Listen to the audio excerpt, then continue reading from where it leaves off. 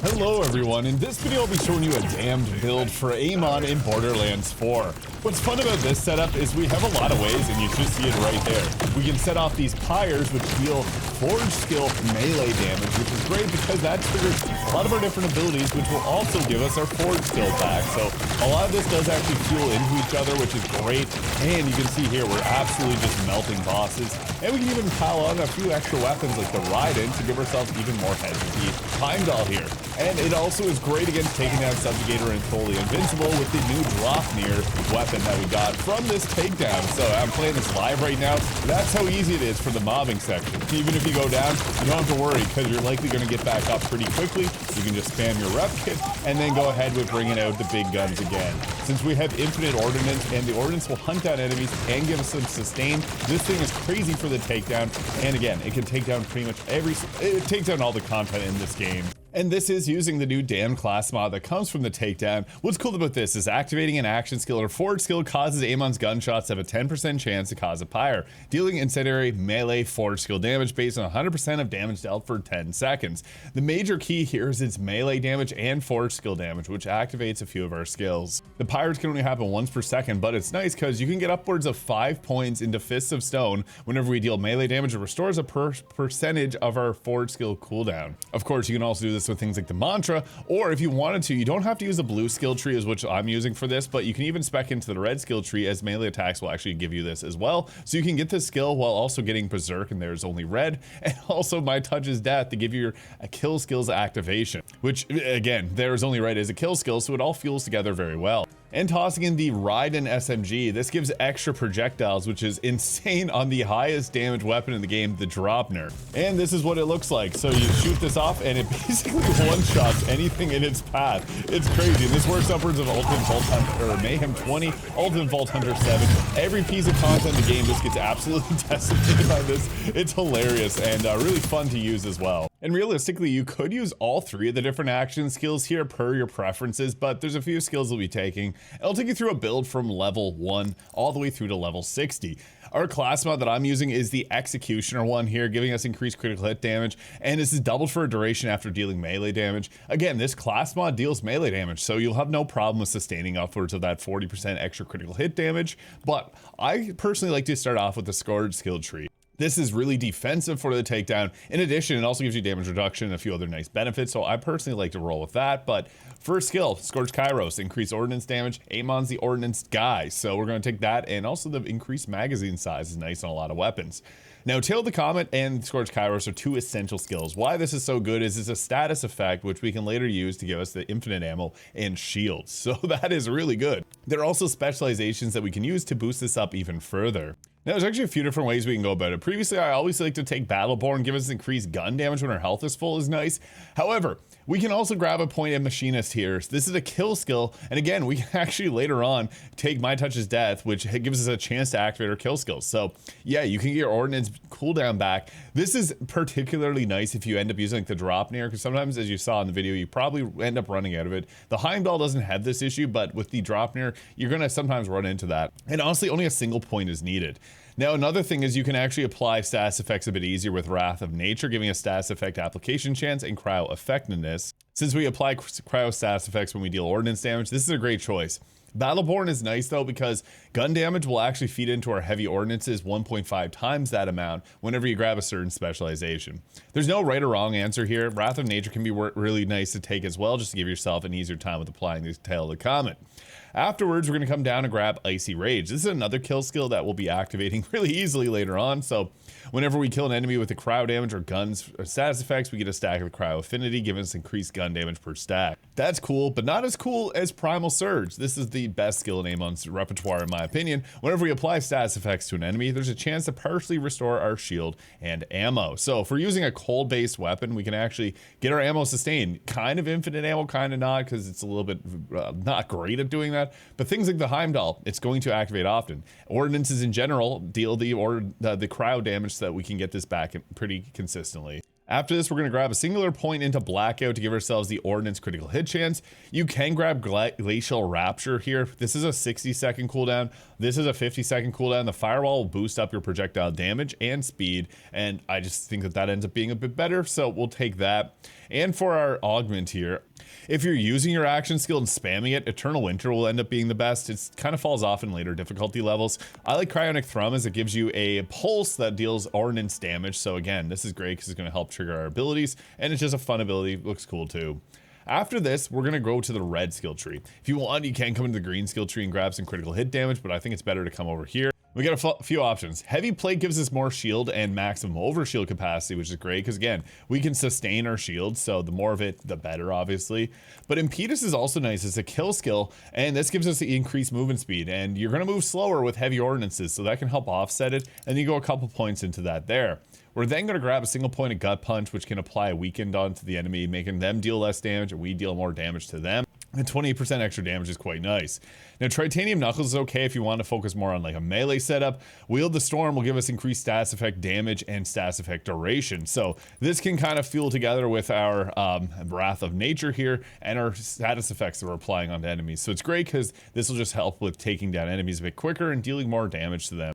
Now, a fun interaction, the best defense, whenever we deal melee damage, the damned pyres actually deal melee damage. So we can get overshield off of them, but we don't really have shield sustain issues. So my choices are Forge and Steel can actually be a pretty fun one. Amon becomes immune to all damage for a brief duration after he activates a Forge skill. And since we can get points into Fist and Stone, you can get your actions or your Forge skill back pretty quickly, which is nice because you get immunity from it. However, Bulletstorm gives us a really nice boost, and they actually buff this up quite a bit. So yeah, you can go with like the 50% extra gun damage, or if you want to take it up to 60, you can go with that. Quick math, it's actually 62.5%, my bad. Forge and Steel, though, a great choice. Now, once we get over here, Berserk is just so good. So whenever we activate our Forge skill, which is going to be quite often because we got cooldown reduction, you become Berserk, which gives you slow immunity, bonus cryo damage with guns, and melee damage. Again, more status is great. In addition to this, we can then take There Is Only Red. This helps us sustain it. It used to be 9 seconds duration restored. It's now only 4. But we're going to activate this often enough that it is worth grabbing. So pretty cool stuff. And then we can grab Rhyme Break, which whenever our shields break, we deal cryo damage to nearby enemies, freezing them. And this will partially restore our shield. So a nice little recovery bit. And then we can take a single point of Bloodlust. Whenever our shield breaks, we get Bloodlust, which increases our reload speed and life steal. So we have a bit of sustain.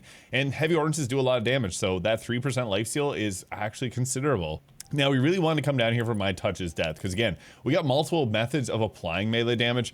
We only need a couple points here, and I'm going to show you why. Because we can come on over to the green skill tree. Now, Gathering Storm is another kill skill to give us increased elemental damage, which I do like quite a bit. But we can also go with Executioner to get that 40% extra critical hit damage, which turns to 80 when we deal melee damage, which is really good. And the main reason we came over here is Tempered Pyre. Now, this sucks, I'll be honest. This is terrible. It doesn't do any damage. 600 damage when things have billions of damage is nothing. It's a drop in the bucket. But this deals melee damage. So it is worth the trade-off, in my opinion, to lose 1 point on My Touch is Death so that we can come over here and grab Tempered Pyre to give ourselves those Forge drones, because we're going to activate our Forge skill quite frequently. And when we do that, we now have a method of maintaining and getting max stacks if There Is Only Red. So we can take out our Ordnance. We don't have to spam like our Mantra shotgun. Even though the Pyres do give us that ability, I still found in my testing that I like to have this skill. Purely utility though, it is really just there to help us activate our skills, so I found it quite fun. And I also like to go with no capstone if we're running with the blue skill tree here. Just getting that firewall is a great skill. But if you want to use the red skill tree, you got the Molten Slam there. You can take a Horcleave here, which is our Forge skill, which has a 55-second cooldown, which does reduce the time on the cooldown.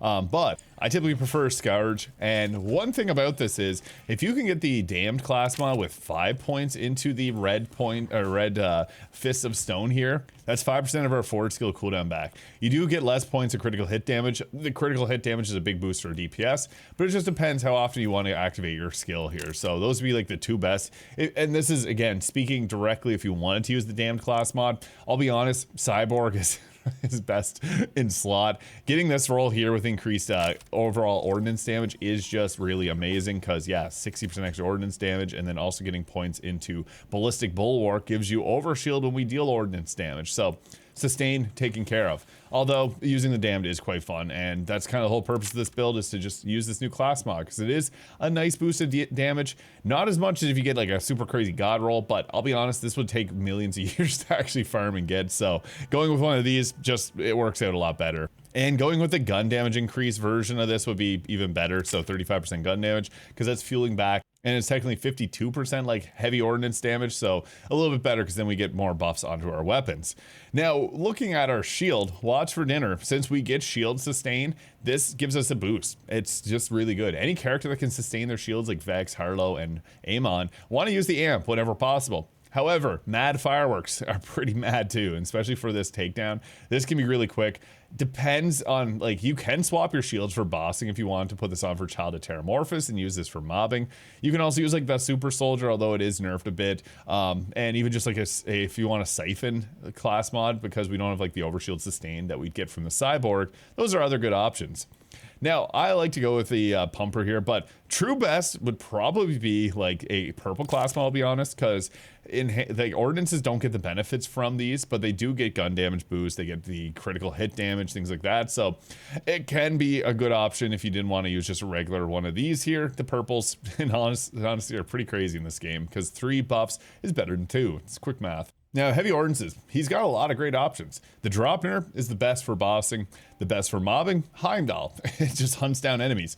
Now, one fun thing about this, both of these here, is if you use the new Raiden from Bounty Pack 3, you can create additional heads. So if you pick up like 3 of the boosts from this, your single shot of the Heimdall shoots 4 heads. It's insane, so powerful. So starting off the, if you're doing the takedown, take out a couple enemies using the Raiden, grab the little boost, pull this out, shoot the Heimdall, and you'll have heads everywhere. It's nuts. I'm also going to recommend Honey Bunches. This is just great in general. Good against Bloom Reaper. And actually, they buffed up the Disc Jockey to be really great against Bloom Reaper as well. Previously, it was not like super terrific. It now does splash damage against the crystals. But I'll be honest with you guys, Dropner, Heimdall, Honey Bunch are like top 3. Disc Jockey is down there as well. I also like the Litter Splitter. Some of these funny ordinances are pretty good too. Rocket Socket if you wanted, or even the Roly Poly Oly. But you have to pry this out of my cold dead hands. I love the Dropner and the Heimdall. They're just so good on Amon. Now, I like the Kill Spring for one reason and one reason only. This gives you a way of sustaining your health while you have this out, because the orbs will hunt you down and heal you. So you can just use this, it's on kill, and yeah, just getting the excess damage when we're dealing insane amounts of damage keeps you alive, unless you're splashing it right in your face. You can use like triple bypass if you wanted to, the AF1000, because this lasts for 20 seconds, so you can get the splash damage increase for that long. War Paint is also fantastic because it gives you a fire rate increase if you want to use your guns a bit more. Kill Spring, just the best choice. I'm too lazy to swap my firmware over, but one thing about this setup is you really, if you're going to use the Dropner, use Active Fire. This is silly, but the Dropner recharges after every shot, so that 100% damage after the 0.5 seconds gets applied to every shot. So you're doing absurd amounts of damage with this, and yeah, it's just best in slot. I also like to grab High Caliber 2, projectile speed and gun damage are also 2 things that are really nice on Amon. You could go High Caliber 3, Active Fire 2, but if you're going to use the Dropner, you may as well go all out on Active Fire. This drops in Ultimate Vault Hunter 6 and 7. You have to take down Subjugator and Fold to have that drop. I tried Skillcraft, it's cool, but just Active Fire is so crazy, especially when we're using that. Now, if you want to grab one weapon and one weapon only, Raiden. The extra projectiles make this thing insane, and they make the Heimdall insane. It's really good. I also have the Dark Beast here just for fun. The Stray, if you just want something to give you the target marker, which is great against Child of Terramorphous. You can take it down quickly. And the Mantra is more so like an ancillary weapon here because it does melee damage. So again, that's going to give us our skills back, like the My Touch is Death, as well as the Executioner. So it can be pretty good on a setup like this. For the rest of the weapons, you can use whatever you feel like for just general mobbing. The Bod, you can use the Gomi, you can use the Crowsource, you can use Underbarrels if you want to use like the Dullahan, you can use the Juliet Sparkle. I'm just going to toss out a few names there. I just think that the Raiden, Underbarrel, Stray, and Mantra, and I just love the Dark Beast, which leads to Specializations. Fragmented Payload gives us critical hit chance with our Ordnance, and it increases the damage quite a bit. That's great. And also Full Spectrum Arsenal. This is where our gun damage increases become 1.5 times that amount. Heavy Ordnances are counted as guns, and they're also counted as Ordnances. So when we add our gun damage to the Ordnance, it becomes 1.5 times that amount. So for example, we're going to do this, which is 50% gun damage at 75%. Great. And best defense, 30% extra damage when your shield or health is full. When we got shield sustain, it's a good choice to go with. Now you can spark up Groundbreaker if you want to use like the red skill tree. There's just so many fun ways to build Amon. He's in like a really good spot right now. It's funny what 2 good weapons can do for a guy, and a fun class mod. So yeah, the biggest buff that he got was Dropner and Heimdall. It's insane. You can also run with the bullet train, even though we can't really like sprint. It's more so if you want to use guns. I would just recommend Groundbreaker if you want to swap off the key 4 here. Now I'll show you the takedown live. What you should be doing, drop your forgeskill, get that off, and we want to use the ride in here as quickly as possible. There's no real good targets to go with that, so I'm just going to use the drop here. You can pull out the drop here, and you want to make sure you're landing all your shots so you get that extra damage buff back. So yeah, you can see they're just melting things right in our face there. The Heimdall is the true best for this, so I'm going to put that away. It's best to put it away if it's at max stack, so you're able to actually get the Heimdall's buff off, or able to get your Ordnance cooldown back immediately. I'm going to pull out my skill here. We got the Pyre that did melee damage, so it's going to help us with our skills because my touch of death gets applied.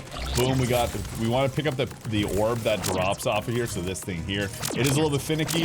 Then we're going to go into our inventory, bring out the gun that I should have had out the entire time with the Heimdall, and I actually have a different firmware on this for skillcraft, but now what we're doing is popping off these heads, because now there's 2 for the price of 1. It's going to look like 1, and you can see the little, there's an icon beside the health bar there, it's going to showcase that, but now these heads, as you see, splitting off, and there's actually 2 heads for the price of 1, so feel free to pop that out at any time there, and just be careful, because sometimes the heads can be a little bit not great at hitting you, so they'll actually end up hurting you. Pull out your forgeskill whenever you have 3 ammunition back in the Heimdall. You can take out the ride in there to pull that out again. We're mainly just putting down the forgeskill, so we get there is only red activated and the berserk here. So then you're just going to splash around here and just keep getting the sustain from your shield. That is going to keep us alive, and then if our shield breaks, we have our skill that's going to give us some shield sustain back and gives us life steal. But yeah, you can see it there. This is the general flow to the takedown, to just pop off with your Heimdall here, and as soon as you get to the Terramorphous, take out the Dropner, it drops in really quickly. So yeah, this is crazy. Amon is honestly, in my opinion, the 3rd best Vault Hunter. I love Vex, but he just does it a lot easier. You don't even have to look. I can do this while you're talking with your family or your girlfriend, you name it. It just makes it easy to play, and sometimes you just want an easier route. The Dropner, though, you can use for all this content, and it'll give you a faster clear time, because the Dropner just does a whole lot of more raw damage. But yeah, I accidentally grappled onto something there, so I'll try to pull it off with an illegal kill. And Mayhem 20 things obviously have a lot of health, but yeah, you see it here, folks. This is in my opinion, one of the strongest damned builds for Amon in Borderlands 4. Let me know your thoughts in the comments. Hit the subscribe button below if you enjoyed, and we'll catch y'all in the next video.